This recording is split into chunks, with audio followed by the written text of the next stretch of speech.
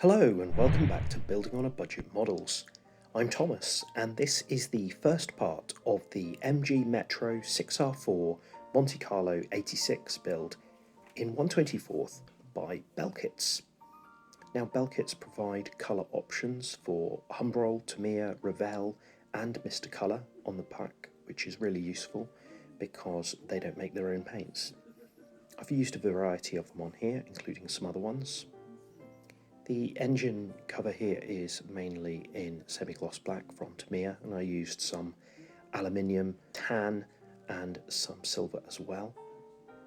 This engine casing is in aluminium, and then these pipes are done in semi-gloss black. The engine parts are all done in the same aluminium, and they glue together quite nicely. This is a really new tool, so I was quite happy with the fitment so far.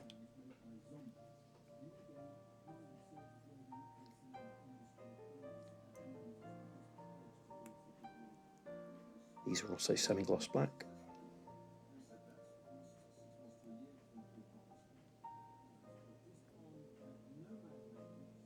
And this is in silver. I used a little bit of Tamiya Extra Thin, and there are the first decals from this sheet made by Cartograph, some Austin Rover logos with the V6 sign next to them.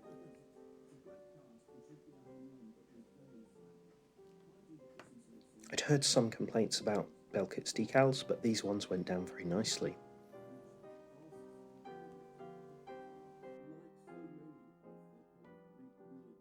Now where the exhaust pipes at the back cross over, they shouldn't be glued together yet, as you may need to move them apart when fitting them to the chassis. The ignition wire here is a really nice feature, but don't put that in until it's been fitted to the chassis as well. There's also some small drilling points to do in the base. Not sure why these weren't done already. Now fitting the engine into the chassis is a little bit of a fiddly job. As I say before, the instructions do suggest you to keep these pipes unglued so that it makes it a little bit easier. But once they're through, you should be able to clip the exhausts into some holes at the top and then the gearbox into a kind of pin in the middle of the bodywork. Now here is the time to do the ignition wire, because had you done it before, it probably would have fallen off when you were squeezing it through the hole. The holes to put the wires into the distributor cap are a little bit small, so you may want to drill these initially.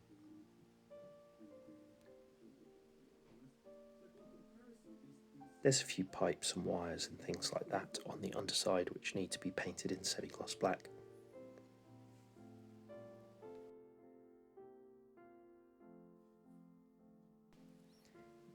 There are two drive shafts in semi-gloss black that fit into either side of the engine. These need to be angled down slightly.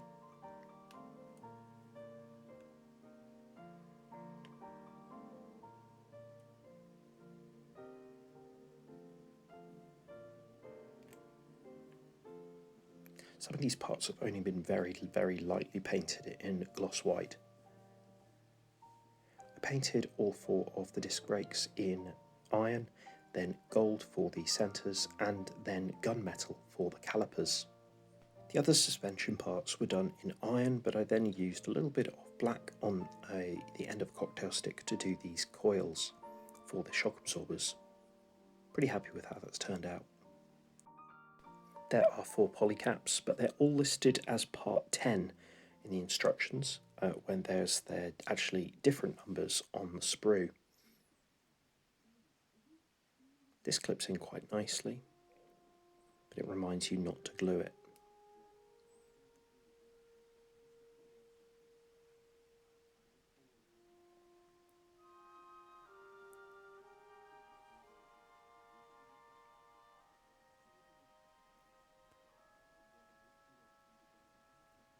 Now then we use our first photo etch parts. It states pretty clearly which ones are the front and rear disc brakes. They can be removed just by giving them a little bit of a twist. And I used a little bit of Gorilla CA glue gel to fit these into place. Pretty nice effect. I also used a little bit of Tamiya dark panel line accent just to pick out some of the kind of ventilation holes onto it.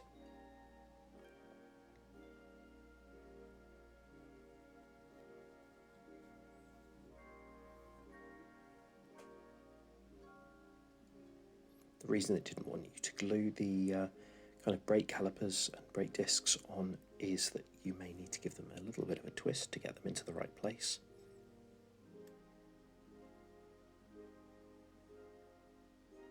Also found the craft knife was helpful here to get things into the right spot.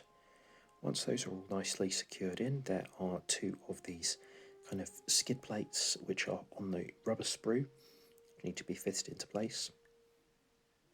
These fit very nicely and they don't need to be painted.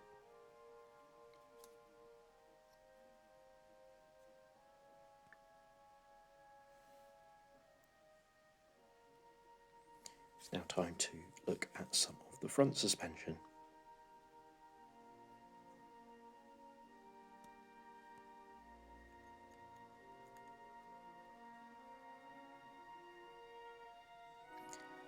I also chose this opportunity to add these carbon Kevlar decals to the skid plates. Now, it doesn't recommend painting them, but there were some white spaces which I might add to later on. I'm also going to do these in a bit of matte clear once they're secured. I used UMP's strong decal solution to help these really kind of adhere nicely. This large one's a bit of a challenge, but I find that if you position this up with the hole at the back, that can really make it easy. There are also some smaller ones that go on the back near what I suppose is like a diffuser.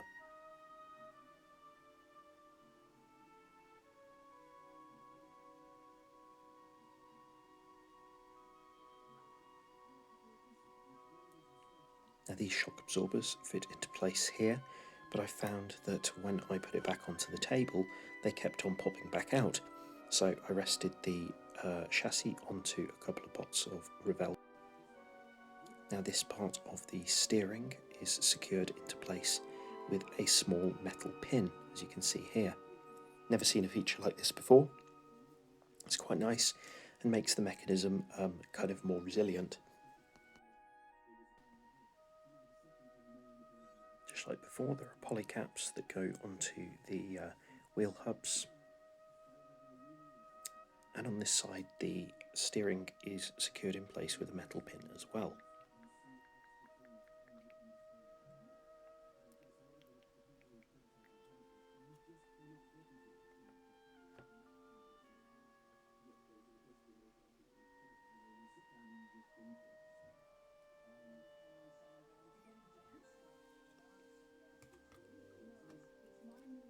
Now, as this is a four-wheel drive car, it has drive shafts at the front as well.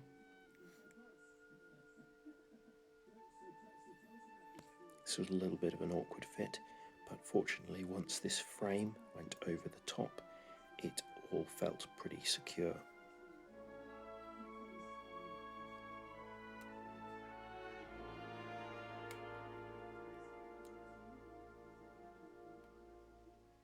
It still turns. There's then some sort of piping at the front, and I used a little bit of Tamiya black panel line accent to add some definition, dirt and grease.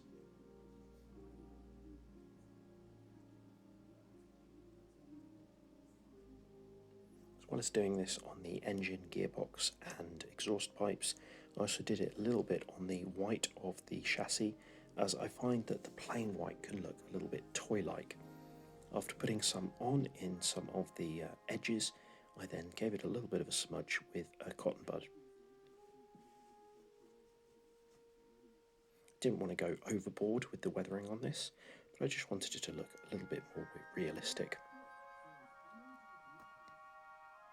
Now I then test fitted these skid plates, although they still need to be clear coated, so I will remove them after this. I'm pretty happy with how that looks. So thanks for watching. Please do let me know how you think I've got on. Please comment, like, share and subscribe. Hit the bell button to stay notified. In the next video I will be moving on to the bodywork, as you can see here. Thanks for watching. I'll see you soon.